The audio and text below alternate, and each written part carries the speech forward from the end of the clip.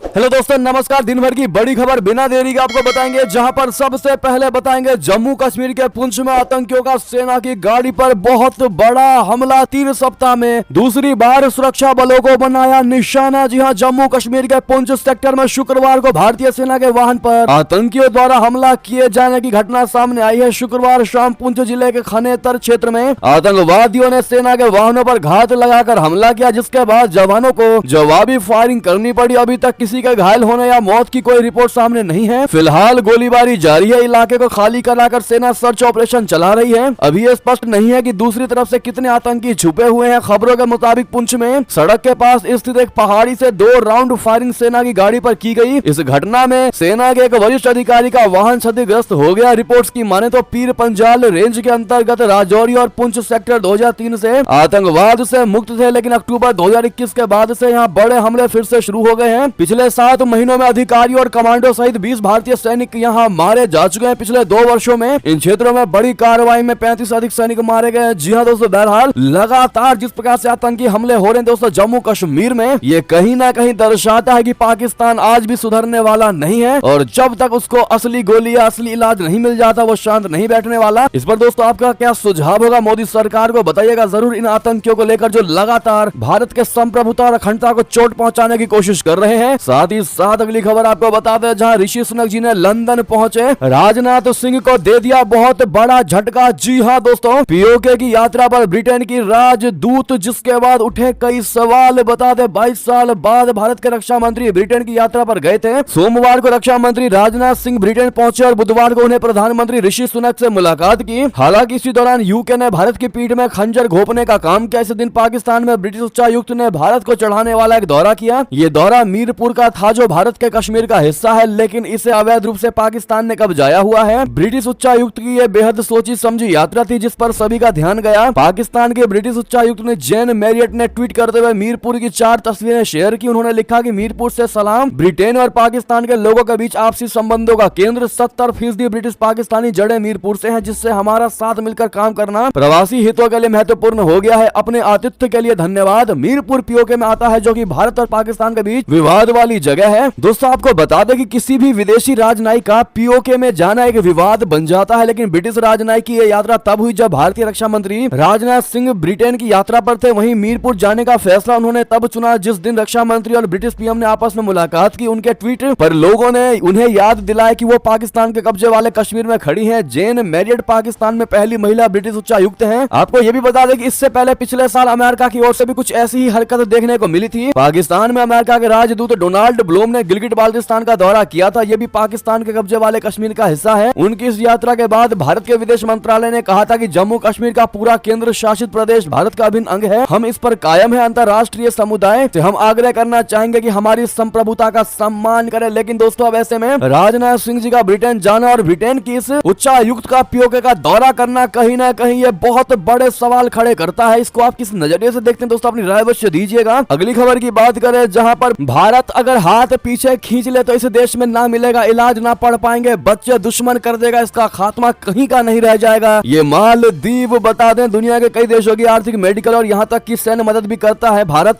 कुछ दिन पहले तक भारत के खिलाफ जहर उगल रहा था। मालदीव भी अब ऐसे ही देशों में शुमार हो गया है। दरअसल कुछ समय पहले प्रधानमंत्री नरेंद्र मोदी जी लक्षद्वीप गए। उन्होंने वहाँ खूबसूरत तस्वीरें साझा की और भारतीय पर्यटकों से लक्षद्वीप आने की अपील की। इसके बाद लक्षद्वीप और मालदीव की तुलना होने लगी। बता दें कि मालदीव की अर्थव्यवस्था टूरिज्म पर निर्भर है। वहीं हर साल मालदीव पहुंचने वाले पर्यटकों में 1/3 भारतीय ही होते हैं। इसके अलावा भारत कई तरीके से मालदीव की मदद करता है। भारत मालदीव को चावल, दाल, सब्जियां, चिकन, फल, पानी, कपड़े और दवाइयां भेजता है। वहीं अगर भारत हाथ पीछे खींच ले तो मालदीव कोई स्कूल, अस्पताल, पुल, सड़क और एयरपोर्ट तक बनाना मुश्किल हो जाएगा। दरअसल सीमेंट, ईंट और बोल्डर जैसी बुनियादी ढांचा निर्माण की सामग्री भारत ही मालदीव को भेजता है। ऐसे में अगर भारत बड़बोले मालदीव को ये चीजें भेजने से इनकार कर दे तो मालदीव में बच्चों की पढ़ाई, मरीजों का इलाज और सुचारू यातायात की दिक्कतें पैदा होने लगेंगी। इसके बावजूद भी ये जानते हुए भी दोस्तों मुझे की सरकार अनजान बनी हुई है। ये पता होते हुए भी कि भारत अगर हाथ पीछे खींच ले तो मालदीव कहीं का नहीं रहेगा। उसके बावजूद भी चीन के साथ दोस्ती करता नजर आ रहा है मालदीव। जबकि कितनी भी दोस्ती चीन से हो जाए, जो भारत उसके लिए कर सकता है मालदीव के लिए चीन कभी नहीं कर पाएगा। जी हाँ, चाइना चाह कर भी नहीं कर पाएगा, और करेगा भी तो मालदीव को बहुत भारी पड़ेगा, क्योंकि इतिहास गवाह है जिसका भी साथ चीन ने दिया है उसकी लुटिया टू बी ही है। जी हाँ दोस्तों, बहरहाल ऐसे में आप लोग मालदीव को क्या दोस्त सुझाव देना चाहेंगे दोस्तों कमेंट में जरूर लिखिएगा। देखते हैं क्या कहती है भारत की जनता। इतना ही नहीं, आपको बता दें भारत के सामने सेना के मामले में भी फिसड्डी है मालदीव। भारतीय सेना की तुलना अगर मालदीव की सेना से करे तो इसमें जमीन आसमान का फर्क है। एक तरफ भारत दुनिया में सेना के मामले में चौथे स्थान पर है तो दूसरी तरफ मालदीव 160वें स्थान पर है। जी हाँ दोस्तों, आप अंदाजा लगा सकते हैं कहां चौथा स्थान पूरी दुनिया में और कहां पर 160वां स्थान यानी 160th पोजीशन है मालदीव की। इस वक्त भारत के पास आर्म पर्सनल फोर्स में 13 लाख जवान सेना मौजूद है, जबकि मालदीव के पास एक भी अपना जवान नहीं है। जी हाँ दोस्तों, एक भी उसका अपना जवान नहीं है। भारत की सेना थल, जल और वायु तीनों क्षेत्रों में मौजूद है, तो वहीं मालदीव में मालदीव राष्ट्रीय रक्षा बल यानी MNDF बोले तो त्वरित प्रतिक्रिया बल, सुरक्षा समूह, तट रक्षक बल शामिल है। जी हाँ, भारत की बात करें तो तीनों सेना मिलकर 25 लाख से ज्यादा सैनिक मौजूद है, जबकि मालदीव के पास मात्र 5000 लोग ही मौजूद हैं। जी हाँ, अब ऐसे में दोस्तों इतना सब कुछ मालूम होते हुए भी मालदीव भारत से पंगा मोल ले रहा है। अगर आप भी मानते हैं कि भारत के साथ पंगा लेकर के वो अपने पैर पर ही कुल्हाड़ी मार रहा है तो अपनी राय अवश्य दीजिएगा। अगली खबर बता दें, चीन सीमा तक पहुंची म्यांमार की जंग तो घबराया ड्रैगन जिनपिंग सरकार ने कराया सीज फायर। जी हाँ, म्यांमार की सेना और वहां के जातीय अल्पसंख्यक गुरिल्ला समूहों के गठबंधन के बीच देश के पूर्वोत्तर में जारी लड़ाई को रोकने के लिए तत्काल संघर्ष विराम समझौते पर सहमति बन गई है। चीनी विदेश मंत्रालय ने शुक्रवार को यह जानकारी दी। म्यांमार की सैन्य सरकार ने इस घटनाक्रम की पुष्टि की है। चीनी विदेश मंत्रालय की प्रवक्ता माओ निंग ने कहा कि म्यांमार की सीमा से लगभग 400 किलोमीटर दूर चीन की एक प्रांतीय राजधानी कुनमिंग में बुधवार और बृहस्पतिवार को चीन की मध्यस्थता में हुई बातचीत में यह समझौता हुआ। उन्होंने दैनिक संवाददाता सम्मेलन में कहा कि चीन को उम्मीद है कि म्यांमार में संबंधित पक्ष ईमानदारी से समझौते को लागू करेंगे। नेक्स्ट खबर की बात करें, जहां पर देश को जल्द मिलेगा पहला लाइट टैंक जोरावर, ट्रायल हुआ शुरू, अप्रैल में सेना करेगी इसकी टेस्टिंग। जी हाँ दोस्तों, भारत के पहले स्वदेशी हल्के टैंक जोरावर के डेवलपमेंट ट्रायल्स शुरू हो चुके हैं। डीआरडीओ को उम्मीद है कि अप्रैल तक इसके यूजर ट्रायल भी शुरू हो जाएंगे। ये ट्रायल भारतीय सेना करेगी। रक्षा अधिकारियों ने बताया है कि इसमें इंजन लग चुके हैं। इसे फिलहाल 100 किलोमीटर तक चलाकर देखा गया है। भारतीय सेना ने डीआरडीओ को 59 जोरावर टैंक बनाने का ऑर्डर दिया था। ये टैंक LNT बना रहा है, डिजाइन डीआरडीओ ने बनाया है। इसके अलावा 259 लाइट टैंक की डिमांड और है, जिसके लिए 7 से 8 कंपनियां कंपटीशन में हैं। भारतीय सेना इस टैंक को लद्दाख में चीन सीमा के पास तैनात करने की तैयारी में है। जी हाँ, जोरावर को पंजाबी भाषा में बहादुर कहते हैं। ये एक आर्म्ड फाइटिंग व्हीकल है। इसे इस तरह बनाया जाएगा कि इसके कवच पर बड़े से बड़े हथियार का भी असर नहीं होगा। इसके अंदर बैठे लोग पूरे तरीके से सुरक्षित रहेंगे। इसकी मारक क्षमता घातक होगी, साथ ही ये बेहतर स्पीड में चल सकेगा। अंदर आधुनिक संचार तकनीक लगाई जाएगी। ऐसे में भारतीय यानी इंडियन फोर्स को दोस्तों और साथ ही साथ डीआरडीओ को ऑल द बेस्ट जरूर कहिएगा। चलते अगली खबर की तरफ, जहां रशिया कर सकता है परमाणु बम से हमला अगर व्लादिमीर पुतिन के करीबी मेदवेदेव ने दे डाली चेतावनी। बता दें, रूसी सुरक्षा परिषद के उपाध्यक्ष दिमित्री मेदवेदेव ने कहा कि अगर रशिया के लॉन्चरों पर पश्चिमी देशों के मिसाइलों से हमला किया जाता है तो रूस परमाणु हथियारों का इस्तेमाल कर सकता है। समाचार एजेंसी शिन्हुआ की रिपोर्ट के अनुसार मेदवेदेव ने गुरुवार को एक टेलीग्राम पोस्ट में रूसी क्षेत्र पर रूसी लॉन्चरों को नष्ट करने के लिए अमेरिका की ओर से आपूर्ति की गई लंबी दूरी की मिसाइलों का उपयोग करने के यूक्रेनी पक्ष के हालिया प्रस्तावों के जवाब में यह टिप्पणी की है। मेदवेदेव ने कहा है कि यह आत्मरक्षा का अधिकार नहीं होगा, बल्कि रशिया के लिए ऐसे राज्य के खिलाफ परमाणु हथियारों का उपयोग करने का प्रत्यक्ष और स्पष्ट आधार होगा। उन्होंने कहा कि ये कदम रशिया के परमाणु सिद्धांत के अनुरूप होगा, जो राज्य के अस्तित्व को खतरा होने पर पारंपरिक हथियारों के साथ रूसी संघ के खिलाफ आक्रामकता के जवाब में परमाणु हथियारों के अधिकार को निर्धारित करता है। इतना ही नहीं, बता दें रूसी राष्ट्रपति पुतिन ने किया सबसे बड़ा दावा, कहा चारों ओर से दबाव के बावजूद रूस यूरोप की सबसे बड़ी अर्थव्यवस्था। जी हाँ, रशिया और यूक्रेन में जंग खत्म नहीं हुई है। इस जंग के बीच रशिया को दुनिया भर के आर्थिक प्रतिबंधों का सामना करना पड़ रहा है। इसके बावजूद रशिया के राष्ट्रपति व्लादिमीर पुतिन का रूस की अर्थव्यवस्था को लेकर बड़ा बयान आया है। पुतिन ने दावा किया है कि चारों ओर से दुनिया के दबाव के बावजूद हम यूरोप की सबसे बड़ी अर्थव्यवस्था है। पुतिन ने रूस के सुदूर पूर्व में सक्रिय उद्यमियों के साथ एक बैठक में यह बात कही है। रूस के राष्ट्रपति पुतिन ने कहा कि ऐसा लगता है कि हर तरफ से हमारा गला घोंटा जा रहा है और दबाव डाला जा रहा है, लेकिन फिर भी हम यूरोप की सबसे बड़ी अर्थव्यवस्था है। उन्होंने कहा कि हमने जर्मनी को पीछे छोड़ दिया और क्रय शक्ति क्षमता पर सकल घरेलू उत्पाद के मामले में हम दुनिया में 5वें स्थान पर पहुंच गए हैं। हम यूरोप में नंबर 1 पर हैं। ऐसे में दोस्तों क्या कारण है कि इतने सारे प्रतिबंध लगाने के बावजूद भी रूसी राष्ट्रपति ने रशिया को यूरोप की सबसे बड़ी अर्थव्यवस्था होने की बात कही है। दोस्तों क्या इसके पीछे भारत सबसे बड़ा दोस्ती निभा रहा है? क्या वाकई में भाई भारत की दोस्ती की वजह से आज रशिया सीना ताने खड़ा है। आपको जो भी लगता है अपनी राय अवश्य दीजिए। अगली खबर की बात करें, जहां देश के सबसे लंबे सी ब्रिज अटल सेतु का किया पीएम मोदी जी ने उद्घाटन। बता दें, महाराष्ट्र पर पहुंचे प्रधानमंत्री नरेंद्र मोदी जी ने शुक्रवार को देश के सबसे लंबे सी ब्रिज का उद्घाटन किया। बहुप्रतीक्षित sea bridge Mumbai trans harbour link बोले तो MTHL बीते दिनों बनकर तैयार हुआ। इस बीच सी ब्रिज का नाम पूर्व प्रधानमंत्री अटल बिहारी वाजपेयी के नाम पर किया गया था। इस ब्रिज के बनने से महाराष्ट्र के कई शहरों की आपसी दूसरी घंटों की बजाय मिनटों में हो जाएगी। हालांकि तेज रफ्तार की वजह से इस ब्रिज पर ट्रैक्टर, ऑटो या बाइक को प्रतिबंधित किया गया है। मुंबई ट्रांस हार्बर लिंक बोले तो MTHL को अटल बिहारी वाजपेयी सेवरी नहावा सेवा अटल सेतु नाम से जाना जाएगा। इस पुल के निर्माण में 17,840 करोड़ रुपए से अधिक की लागत आई है। ये पुल करीब 21.8 किलोमीटर लंबा है, यानी 21 किलोमीटर 800 मीटर लंबा। जी हाँ, और मुंबई ट्रांस हार्बर लिंक यानी MTHL पर बाइक, ऑटो और या फिर ट्रैक्टर को चलाने की इजाजत नहीं है। सी ब्रिज पर 4 पहिया वाहनों के लिए स्पीड लिमिट 100 किलोमीटर प्रति घंटा तय की गई है। जी हाँ दोस्तों, अगली खबर बता दें, लाल सागर को खून से लाल करना चाहते हैं। जी हाँ, हुतियों पर अमेरिका ने दागी मिसाइलें तो बौखलाए तुर्की के राष्ट्रपति। बता दें, तुर्की के राष्ट्रपति रेसेप तैयब एर्दोगन ने यमन में हुती विद्रोहियों के ठिकानों पर अमेरिका और ब्रिटेन के हमलों की निंदा की है। उन्होंने इसे अपनी ताकत का असंगत इस्तेमाल बताया और दोनों देशों पर आरोप लगाया कि वो लाल सागर को खून के समुद्र में बदलना चाहते हैं। तुर्की नाटो का सदस्य है। फलस्तीनी आतंकी समूह हमास को खत्म करने के उद्देश्य से वो गाजा में हमले कर रहा है। तुर्की ने इजराइल की कड़ी आलोचना की है। इसके अलावा वो कई बार पश्चिमी देशों की इजराइल का समर्थन करने पर आलोचना कर चुका है। पत्रकारों ने एर्दोगन से यमन के हुती विद्रोहियों पर अमेरिका और यूके की एयर स्ट्राइक को लेकर सवाल किए थे। इस पर उन्होंने कहा कि दोनों का अनुपात सही नहीं है। दरअसल वो ये कहना चाहते थे कि यमन के हुती विद्रोही अमेरिका और ब्रिटेन के सामने बेहद छोटे हैं। हालांकि वो इस बात का जिक्र करना भूल गए कि हमले सबसे पहले हुती विद्रोहियों ने शुरू किया था। लाल सागर में हुतियों की ओर से लगातार जहाजों का निशाना बनाया जा रहा है। वो कई बार अमेरिका के सैन्य जहाजों के खिलाफ भी मिसाइलें दाग चुके हैं। जी हाँ दोस्तों, अगली खबर आपको बता दें, जहां पर जनवरी के अंत में रिटायर होने जा रहे तरणजीत सिंह संधू मुकेश अगी ने कहा, हम उन्हें बहुत मिस करेंगे। जी हाँ, अमेरिका में भारत के राजदूत तरणजीत सिंह संधू जनवरी के अंत में वॉशिंगटन DC में अपना कार्यकाल पूरा करेंगे। संधू 35 साल के लंबे करियर के बाद सरकारी सेवा से रिटायर हो जाएंगे। 1988 बैच के भारतीय विदेश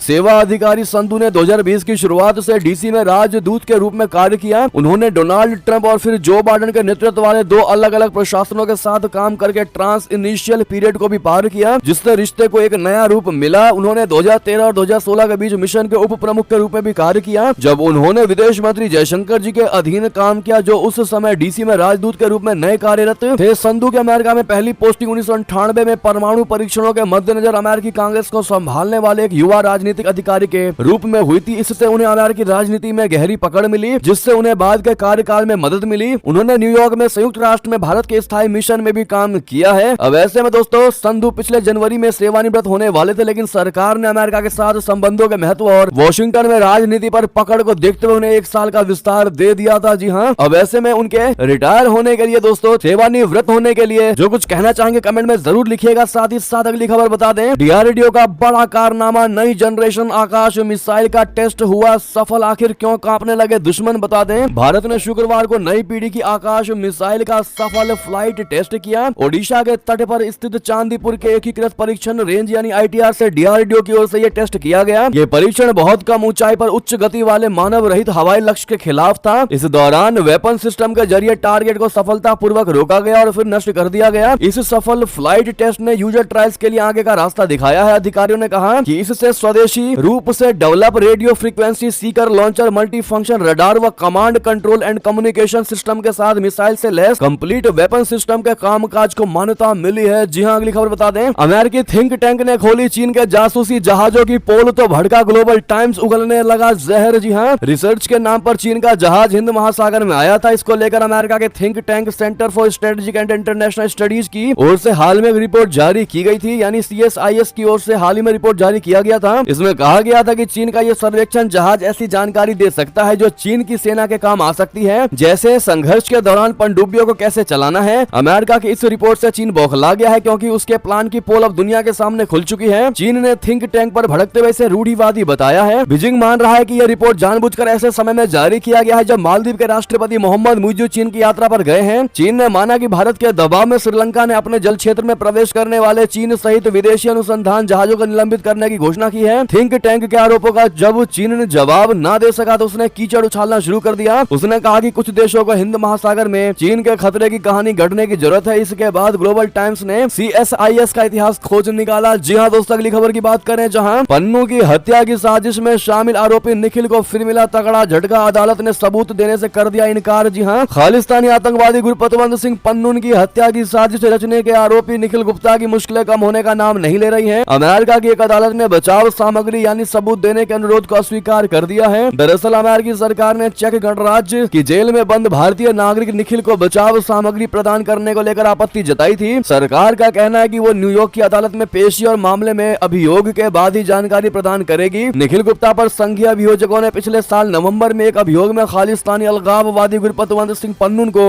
अमेरिका की जमीन पर मारने की नाकाम साजिश में एक भारतीय सरकारी कर्मचारी के साथ मिलकर काम करने का आरोप लगाया है। खालिस्तानी पन्नून के पास अमेरिका और कनाडा की दोहरी नागरिकता है। अगली खबर की बात करें जहां पर जयशंकर जी ने की अमेरिकी विदेश मंत्री से बात। लाल सागर और गाजा समेत इन मुद्दों पर की चर्चा। जी हां, विदेश मंत्री जयशंकर जी ने गुरुवार को अमेरिका के विदेश मंत्री एंटनी ब्लिंकन से लाल सागर में चुनौतीपूर्ण सुरक्षा हालात पर चर्चा की। जयशंकर जी और ब्लिंकन ने फोन पर हुई इस बातचीत में इजराइल हमास संघर्ष और यूक्रेन के हालात पर भी विचार साझा किए। विदेश मंत्री ने अपने ऑस्ट्रेलियाई समकक्ष पेनी वोंग से भी फोन पर बातचीत की। जयशंकर जी ने ट्विटर पर लिखा कि मेरे मित्र अमेरिकी विदेश मंत्री ब्लिंकन से अच्छी बातचीत हुई। हमारी बातचीत में समुद्री सुरक्षा चुनौतियों, विशेष रूप से लाल सागर क्षेत्र में सुरक्षा चुनौतियों पर ध्यान केंद्रित किया गया। गाजा समेत पश्चिम एशिया में मौजूदा हालात पर उनके दृष्टिकोण को सराहा। जी हाँ, तो दोस्तों अमेरिका की तरफ से अमेरिकी विदेश विभाग के प्रवक्ता मैथ्यू मिलर ने कहा कि विदेश मंत्री एंटनी जे ब्लिंकन ने भारतीय विदेश मंत्री सुब्रमण्यम जयशंकर से बात की। दोनों ने दक्षिणी लाल सागर और अदन की खाड़ी में लापरवाह हूती हमलों पर संयुक्त राज्य अमेरिका और भारत की साझा चिंताओं को लेकर चर्चा की। ये हमले कॉमर्स के फ्री फ्लो और निर्दोष नाविकों को खतरे में डालते हैं और अंतर्राष्ट्रीय कानून का उल्लंघन करते हैं। जी हाँ, अगली खबर बता दें, इजरायली हमले में हर दिन 250 फलस्तीनियों की जा रही है जान। रिपोर्ट में बड़ा खुलासा। जी हाँ, इजराइल हमास के बीच जारी युद्ध के दौरान एक बेहद चौंकाने वाला खुलासा हुआ है। ब्रिटेन स्थित चैरिटी ऑक्सफैम ने एक रिपोर्ट जारी किया है जिसके मुताबिक हाल के इतिहास में हुए युद्ध में सबसे ज्यादा मौतें गाजा में हुई है। पिछले 3 महीनों से इजराइल लगातार गाजा पर हमला कर रहा है जिसकी वजह से वहां अब तक 23,000 से ज्यादा लोगों की मौतें हो चुकी हैं। गुरुवार को ब्रिटेन स्थित चैरिटी ऑक्सफैम ने एक रिपोर्ट जारी कर जानकारी दी कि 21वीं शताब्दी के दौरान हुए युद्ध में हर रोज मरने वालों की संख्या गाजा में सबसे ज्यादा दर्ज की गई है। अगली खबर बता दें, मंदिर पहुंचे और करने लगे झाड़ू पोछा। इस अंदाज में नजर आए पीएम नरेंद्र मोदी जी। जी हां, प्रधानमंत्री नरेंद्र मोदी जी ने 22 जनवरी को अयोध्या में राम मंदिर की प्राण प्रतिष्ठा समारोह से पहले 11 दिन का विशेष अनुष्ठान आरंभ किया है जिसमें पीएम मोदी जी ने कल नासिक में गोदावरी के किनारे स्थित श्री काला राम मंदिर में पूजा अर्चना की। श्री काला राम मंदिर नासिक के पंचवटी क्षेत्र में स्थित है। प्रधानमंत्री नरेंद्र मोदी ने साफ सफाई का महत्व बताते हुए मंदिर परिसर में बाल्टी और पोछा लेकर सफाई अभियान चलाया। उन्होंने लोगों से भी राम मंदिर प्राण प्रतिष्ठा 22 जनवरी तक इसी तरह मंदिरों की साफ सफाई करने की अपील की है। प्रधानमंत्री मोदी जी ने नासिक के काला राम मंदिर में शुक्रवार को नासिक में भगवान राम के प्रख्यात काला राम मंदिर में पूजा अर्चना की और भजन कीर्तन में शामिल हुए। इस दौरान उन्होंने झांझ मंजीरे भी बजाए। महाराष्ट्र के एक दिवसीय दौरे पर आए प्रधानमंत्री ने शहर के पंचवटी क्षेत्र में गोदावरी नदी के किनारे स्थित मंदिर में दर्शन करने से पहले शहर में एक रोड शो भी किया। जी हां दोस्तों, अगली खबर आपको बता दें, राम मंदिर का निमंत्रण ठुकराने के बाद बोले कांग्रेसी अध्यक्ष, कहा यह बीजेपी की साजिश है, जिसकी आस्था हो वो कभी भी जाए अयोध्या। जी हां, कांग्रेसी अध्यक्ष मल्लिकार्जुन खड़गे, सोनिया गांधी और अधीर रंजन चौधरी के रामलला प्राण प्रतिष्ठा में न जाने से बवाल मचा हुआ है। बीजेपी समेत कई ने दल के इस फैसले को लेकर कांग्रेस पर हमलावर है। इसके साथ ही कांग्रेस के कई नेता पार्टी आला कमान के इस फैसले का विरोध कर रहे हैं। वहीं अब इसको लेकर कांग्रेसी अध्यक्ष मल्लिकार्जुन खड़गे ने जवाब दिया है। उन्होंने कहा कि इस बारे फालतू का विवाद किया जा रहा है। उन्होंने कहा कि जो भी आस्था रखते हैं वो किसी भी दिन अयोध्या जा सकते हैं। उन्होंने कहा कि कांग्रेस बीजेपी की साजिश में आने वाली नहीं है और बेरोजगारी के मुद्दे को उठाती रहेगी। खड़गे ने कहा कि उन्हें प्राण प्रतिष्ठा कार्यक्रम के लिए जो भी निमंत्रण मिला है वो व्यक्तिगत था और वो इस बारे में बात करेंगे। उनका कहना था जो आस्था रखने वाले लोग हैं वो आज कल या परसों जब चाहे अयोध्या जा सकते हैं। मैंने ये बात पहले स्पष्ट की थी, ये भाजपा की एक साजिश है और वो इस विषय को लेकर बार बार वार रही है। जी हाँ दोस्तों, अगली खबर बता दें, प्राण प्रतिष्ठा से पहले लाल कृष्ण आडवाणी जी का बयान, कहा रथ यात्रा में जुड़ा था जन सैलाब, अयोध्या में राम मंदिर बनना ही था। जी हाँ, अयोध्या में 22 जनवरी को होने वाले राम मंदिर प्राण प्रतिष्ठा कार्यक्रम को लेकर बीजेपी के वरिष्ठ नेता और पूर्व गृह मंत्री लाल कृष्ण आडवाणी का अहम बयान सामने आया है। उन्होंने इसे दिव्य स्वप्न की पूर्ति करार दिया और कहा कि वो अयोध्या पहुंचकर रामलला की प्राण प्रतिष्ठा देखने के लिए आतुर हैं। उन्होंने इस पल को लाने, भव्य मंदिर बनवाने और संकल्प पूरा करने के लिए प्रधानमंत्री नरेंद्र मोदी को बधाई भी दी। आडवाणी जी से बातचीत का यह लेख श्री राम मंदिर एक दिव्य स्वप्न की पूर्ति नाम से 15 जनवरी जनवरी को पत्रिका में प्रकाशित होगा। इसे प्राण प्रतिष्ठा समारोह में आमंत्रित अतिथियों को दिया जाएगा। आडवाणी जी ने पत्रिका में लिखा है, यानी कहा है कि नियति ने तय कर लिया था कि अयोध्या में श्री राम मंदिर का बनना तय था। जी हाँ, साथ ही साथ आपको यह भी बता दें, क्या रामलला की प्राण प्रतिष्ठा देखने आएंगे और भी